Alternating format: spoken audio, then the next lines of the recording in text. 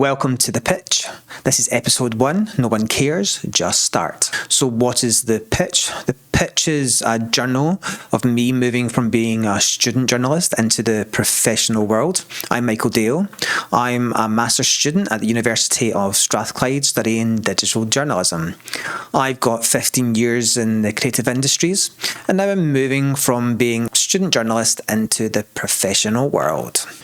So why not just get a job at the BBC or some big newspaper? Well, I'm 43. I want to take some risks in my life. I want to be my own boss, make my own mistakes, learn the lessons from them, and then build something from the ground up. And that's my big idea. And you get to follow along as we make our way through the pitch.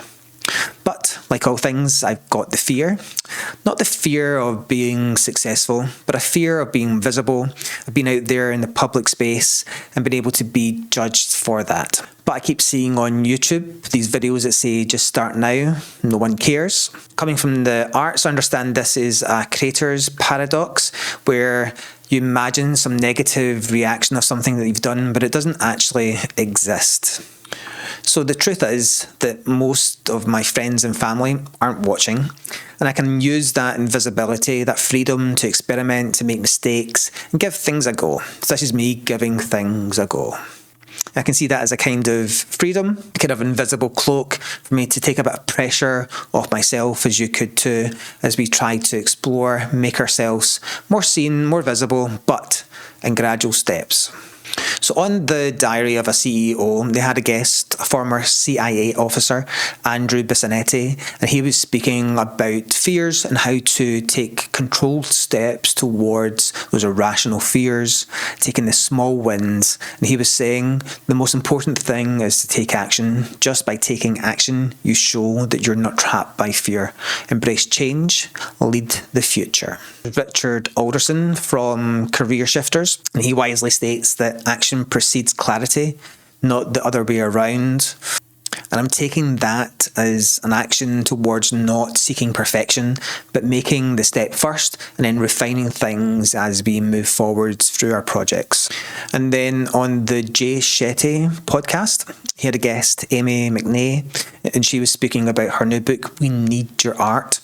And in this interview and in her book, she points out if you can't point to a great pile of shitty art that you've made recently, then you're not doing the work.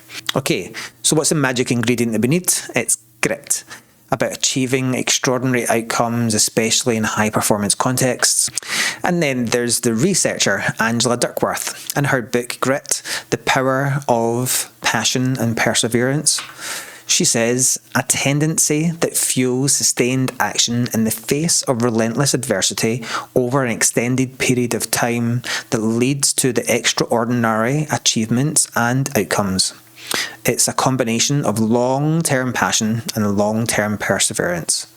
Emphasis on long-term. And Peter Sage has a nice analogy, and I'm just going to play that now for you. Here he is, cute little fella. Ants are industrious, they're hardworking, they're determined, they're going to get the job done. This is your conscious mind.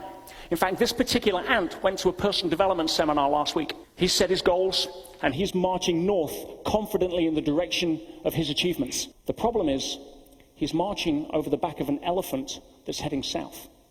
Our unconscious mind, with all of our limiting patterns, limiting beliefs, and all of the other unresolved self-issues that go on there. And we start to see why we self-sabotage. See, how do you get that elephant moving in the right direction? Well, let me give you another example, another analogy. The mind is like a compass needle.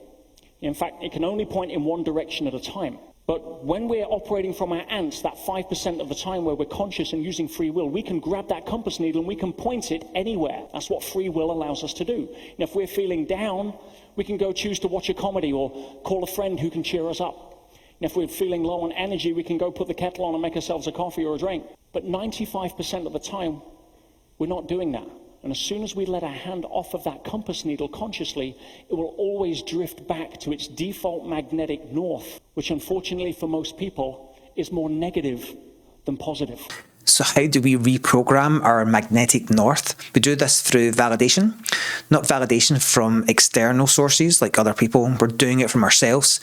taking the gradual wins that we take steps towards challenging our fears, and then locking that into our brain as a win, and then using that as momentum to shift us forwards into our next steps. Now, reflective practice is when you take a situation that's happened to you, you explore the feelings, evaluate that, and spend some time analysing that, come to some strong conclusions, and then you put an action plan in so that it doesn't happen again, or so that it does happen again. And then you take that into the next step of the next cycle of the effort that you're making. So here's a question for you. What would you create if you truly believed you had the power? So I've answered this question. I'd create a body of work that I can look back with pride, something that shows my voice and my values and my journey from starting out to mastering my craft.